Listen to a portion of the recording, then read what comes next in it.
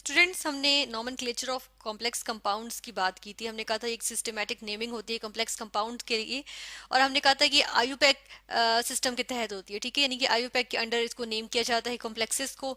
तो यहाँ पर हमने कुछ इनके बारे में स्टडी किया था, और हमने फिलहाल जो बात की थी वो नेमिंग ऑफ लिगेंड्स की बात की थी, ठीक है। तो यहाँ पर हमने रूल देखा था नेमिंग ऑफ लिगेंड्स।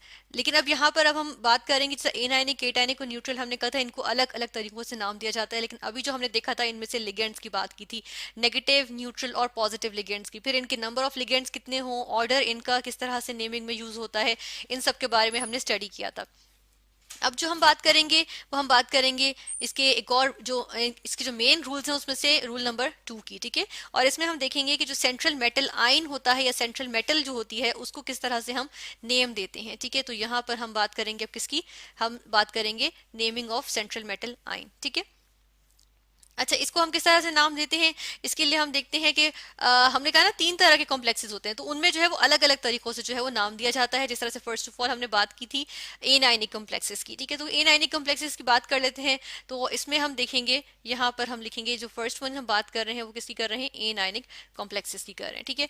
और यहाँ पर हम देखते हैं कि जिस तरह से ये हमारे पास एक एनायनिक कॉम्प्लेक्स है, अब इसको साथ साथ नाम देते चले जाएंगे, ठीक है। और हम देखेंगे किस तरह से इसको नाम देते हैं। अच्छा, यहाँ पर ये तो इसका एनाइनिक कॉम्प्लेक्स है, मतलब कि इसका जो कॉम्प्लेक्स आइन है ना वो जो सॉरी जो कॉम्प्लेक्स आइन है जी बिल्कुल, वो जो है वो एनाइन है, ठीक है, यानी कि वो नेगेटिवली चार्ज है, इसलिए हमने इसको एनाइनिक कॉम्प्लेक्स का। साथ में इसके अगर यहाँ पर हम क्या लगा दें, एक इसके साथ जो है वो केटाइन, सिंपल केटाइन लगा दें, क्योंकि हमने यही कहा था ना कि कॉम्प्लेक्स कंपाउंड्स में एक सिंपल आइन होता है और दूसरा कॉम्प्लेक्स होता है। यहाँ पर अगर कॉम्प्लेक्स एनाइन है तो सिंपल केटाइन मौजूद होगा, ठीक है। इसके साथ यहाँ पर ये मिटा देते हैं कि ये हमारे पास इस फॉर्म में आ जाएगा, यानी कि ये इसका कंपाउंड है, ठीक है।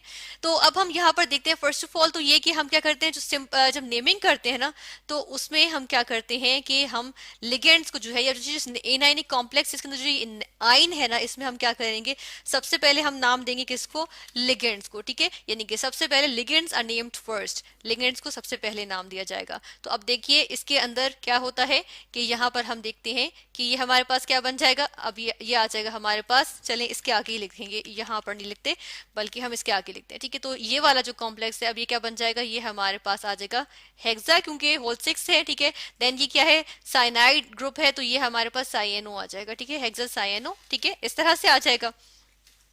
नेक्स्ट हम यहाँ पर सेंट्रल मेटल आयन को यहाँ पे नेम देते हैं, ठीक है। तो इसके बाद हमारे पास आ जाएगा देन सेंट्रल मेटल आयन, ठीक है। Ligands are named first then central metal ion, तो सेंट्रल मेटल आयन को नाम देंगे। अब देखिए यहाँ पे क्या है, आयरन है, ठीक है। तो सेंट्रल मेटल आयन के हम देखते हैं कि एक तो सबसे पहले तो यहाँ पर एक चीज देख लेंगे कि कुछ मेटल्स को हम जो नाम देते हैं वो डिराइव्ड होता है उनके लैटिन नेम से, ठीक है। जिस तरह से यहाँ पर बिल्कुल सही एग्जाम्पल हमारे सामने आई है कि यहाँ पे आयरन है तो इसके लिए क्या होगा, फेरम यूज होगा, ठीक है, फेरम, ठीक है। तो हम फेरम को जो है वो कंसिडर करेंगे।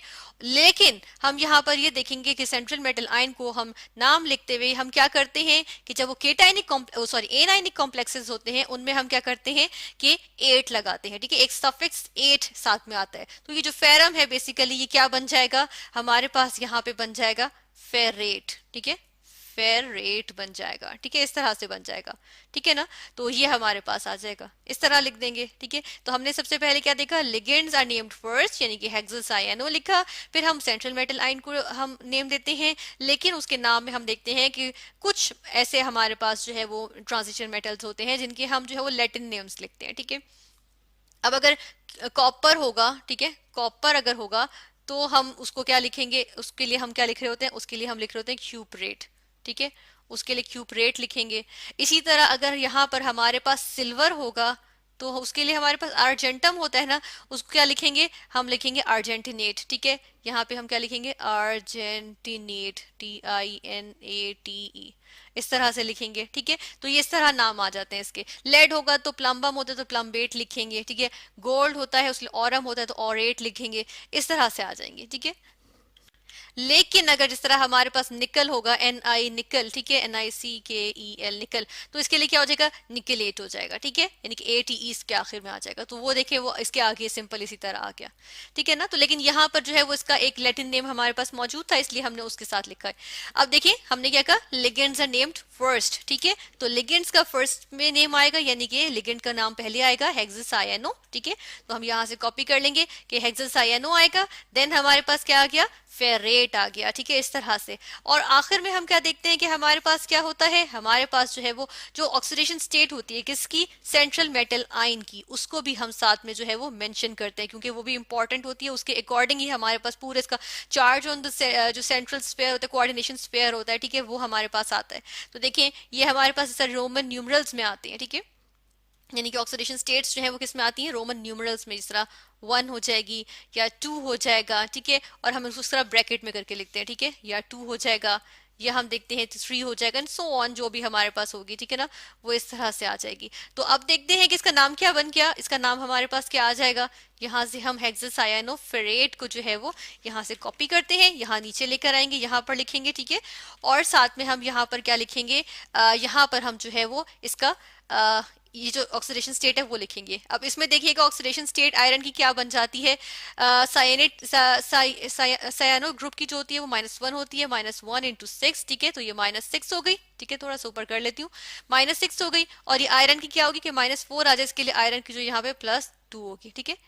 अच्छा ये जो कंपाउंड है ना, इसको वैसे हम फेरोसाइनाइड कहते हैं, ठीक है, लेकिन हम यहाँ पर देखते हैं कि ये हमारे पास जो है, क्योंकि ये आयरन +2 ग्रुप में है, तो इसलिए हमारे पास ये फेरोसाइनाइड आयन होता है, ठीक है, और यहाँ पे ये पोटेशियम फेरोसाइनाइड होता है।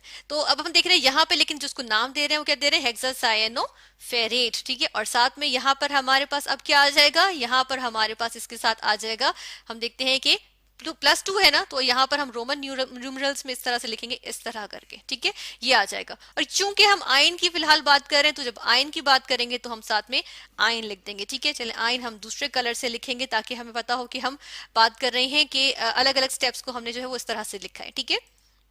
अच्छा ये हमने आयन की बात की है, लेकिन इसी को हम फिर से देखेंगे कि अगर हम इसके साथ हम बात करते हैं आयन की नहीं बल्कि किसकी बात करते हैं, हम यहाँ पर बात कर लेते हैं जो हमारे पास पोटेशियम फेरोसायनेट सायानेड मौजूद था, ठीक, सायानाइड मौजूद है, सॉरी, इसको हम कहेंगे पोटेशियम फेरोसायानाइड। तो इसकी जब हम बात करेंगे तो हम कैसे लिखेंगे, हम यहाँ पर पोटेशियम पहले लिखेंगे, ठीक है, तो उसके लिए क्या होता है, उसके लिए हम जो है वो पोटेशियम जो है वो हम क्या करेंगे, पहले लिखेंगे, पोटेशियम हेक्सासाइनो फेरेट, ठीक है, और साथ में इसका ऑक्सीडेशन स्टेट आ जाएगी, ठीक है। तो आयन इस तरह से लिखा, और जो हमारे पास सॉल्ट था या जो कंपाउंड था उसको हमने इस तरह से मेंशन किया, ठीक है। तो ये हमारे पास जो है हमने क्या देखा है, यहाँ पर हमने एनायनिक कॉम्प्लेक्सेस को नेम करने का तरीका देखा, ठीक है।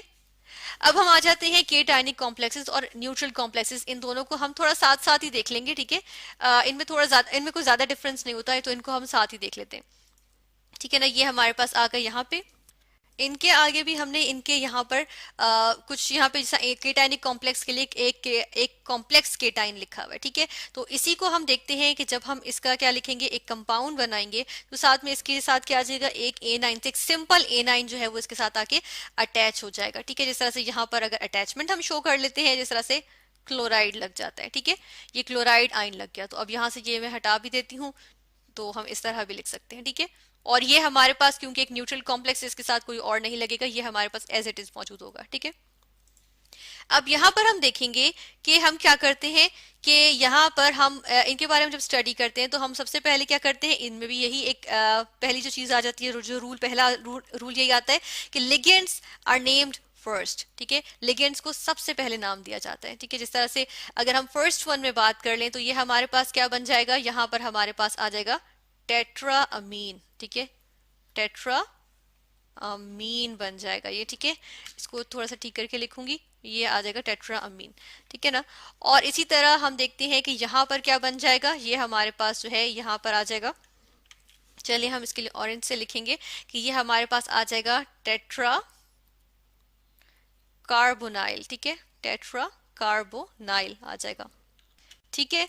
फिर इसके बाद हम क्या करेंगे कि यहाँ पे हम देखते हैं कि उसके बाद हम जो है वो सेंट्रल मेटल आयन को हम क्या करते हैं, नाम देते हैं, ठीक है। लेकिन सेंट्रल मेटल आयन को हम जो है इसके साथ कोई एट नहीं लगाएंगे, बल्कि सिंपल इसका नाम जो है यहाँ पर मेंशन करेंगे, ठीक है। तो यहाँ पर हम आयन का वर्ड बेशक हटा भी देते हैं कि कभी हमारे पास सेंट्रल मेटल होगा, कभी इसका आयन होगा, तो यहाँ पर जो ये मौजूद होगा ये सेंट्रल मेटल, तो हम देखते हैं कि इसको हम नेम देंगे, ठीक है ना। जिस तरह यहीं पर अगर हम इसकी बात कर लें तो हम इन्हीं दो को कॉपी करेंगे और इन्हीं के बारे में आगे स्टडी करेंगे, ठीक है। ये हम यहीं पर लेकर आगे इसके नीचे चले लिख देते हैं यहाँ पे।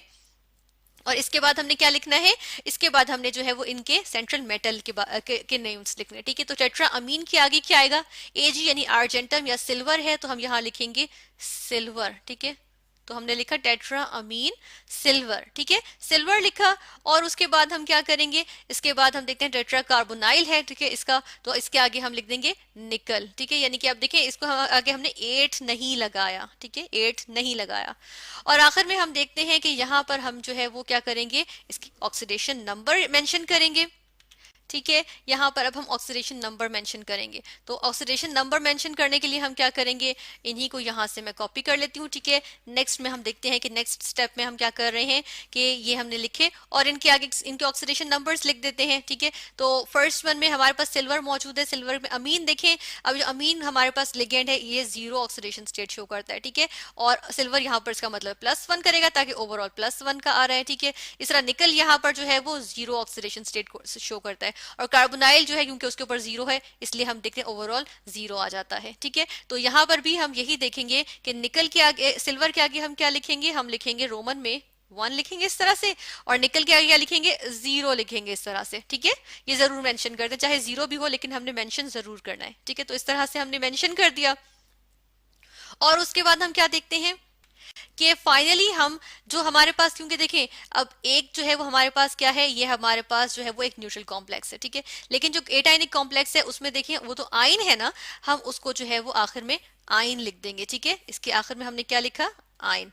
लेकिन अगर ये आयन नहीं होगा, अपने इस फॉर्म में मौजूद होगा, तो हम क्या करेंगे, हम देखते हैं कि सिंपल जो A9 होगा हमारे पास उसको जो है हम आखिर में मेंशन करेंगे। हमने केटाइन को तो फर्स्ट ऑफ ऑल मेंशन किया था, लेकिन हम सिंपल A9 को हम लास्ट में मेंशन करते हैं, ठीक है। तो यही वाली चीज हमारे पास जब होगी, मौजूद होगी, ठीक है, तो इसको हम यहाँ से कॉपी करेंगे। ऊपर हमारे पास क्लोराइड का सिंपल A9 मौजूद है ना। तो हम क्या करेंगे, यहाँ पर हम जो है वो इसको किस तरह से लिखेंगे, हम यहाँ पर फाइनली जो लिखते हैं वो क्लोराइड लिखेंगे, ठीक है। तो ये हमारे पास इस तरह से क्लोराइड आ जाएगा। तो देखिए ये हमारे पास क्या बन गया, टेट्रा अमीन सिल्वर 1 क्लोराइड, ठीक है। और फाइनली जो हम यहाँ पर एक चीज हमने जो सबसे पहले और जो मोस्ट इंपॉर्टेंट है वो ये कि इन सब का जो फर्स्ट लेटर है उसको हम क्या करेंगे, उसको हम कैपिटल करेंगे। तो इन सब के फर्स्ट लेटर को हम कैपिटल कर देते हैं ताकि हमें पता हो कि ये हमारे पास एक मोस्ट इंपॉर्टेंट जो है वो इसकी रूल आ जाता है, इसका रूल आ जाता है। तो इसलिए हमने क्या किया, इन सब के जो है वो कैपिटल लेटर को जो फर्स्ट लेटर है उसको कैपिटल कर दिया, ठीक है। तो इस तरह से हमारे पास यहाँ पर क्या आ जाती है, नेमिंग ऑफ सेंट्रल मेटल को भी हमने डिस्कस कर लिया। उससे पहले नेमिंग ऑफ लिगेंड को भी हमने मेंशन कर लिया कि किस तरह से लिगेंड्स को नेम करते हैं। और इस तरह से हमने यहाँ पर नॉमेनक्लेचर ऑफ और कॉम्प्लेक्स कंपाउंड्स जो है वो स्टडी किया।